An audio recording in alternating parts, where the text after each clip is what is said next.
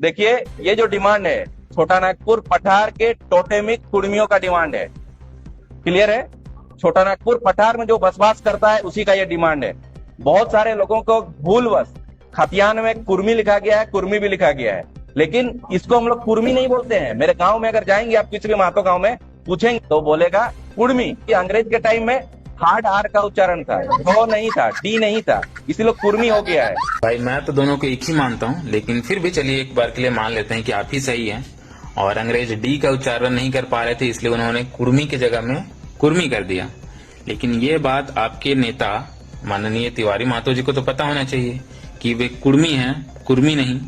ये वीडियो आप ध्यान से देखिए पहले और सुनिए कि क्या कह रहे हो। तिवारी जी काहे सो गए तीर धनुष लेकर? देखिए, यहाँ पे विधायक के नाते हमने हम एक कुर्मी जाति है और मेरा जन्म कुर्मी में हुआ है। तो आप लोग अपनी ही बातों में फंस जा रहे हैं। अगर आज के दिन आपके आजाद दादा जिंदा होंगे तो जरा उनसे एक बार पूछिएगा कि जब कुर्मी क्षत्रिय आंदोलन हो रहा था तो उन्होंने भाग लिया था या नहीं। क्योंकि ब्रिटिश कॉलोनियल सेंसस रिकॉर्ड्स और एथनोग्राफिक सर्वे, मतलब ऐसा सर्वे जहां रिसर्चर्स किसी समुदाय, कल्चर या वातावरण में घुल मिल जाते हैं उनके व्यवहार, बातचीत या रहन सहन को जानने के लिए। ये रिपोर्ट से बताते हैं कि छोटा नागपुर प्लेटियो के कुर्मी कम्युनिटी एक्टिवली पार्टिसिपेट कर रहे थे कुर्मी क्षत्रिय आंदोलन में। और अगर आप लोगों को 1913 के तहत एसटी दर्जे की मांग चाहिए तब तो फिर आपको इंग्लैंड जाना पड़ेगा, क्योंकि भारतीय कानून में नया सेंसस रिपोर्ट आने के बाद पुराने को रिवोक कर दिया जाता है, मतलब खारिज कर दिया जाता है। 1931 के बिहार ओडिशा सेंसस के टेबल नंबर 12 में ये क्लियरली मेंशन किया गया है कि कुर्मी क्षत्रिय हिंदू के अंडर आता है। तो 1931 की जनगणना इसलिए भी जरूरी हो जाती है क्योंकि उसके बाद 1941 में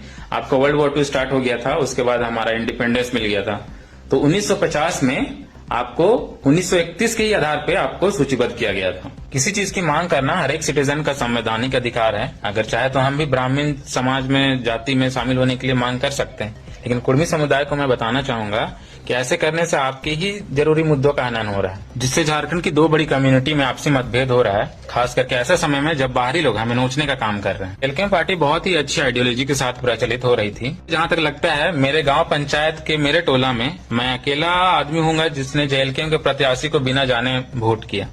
ये देखकर कि चलो ऊपर वाला आदमी सही है तो भाई नीचे वाला को तो सुधार ही देगा। दुर्भाग्य की बात यह है कि ये लोग भी अब धर्म और जाति के नाम पर राजनीति कर रहे हैं।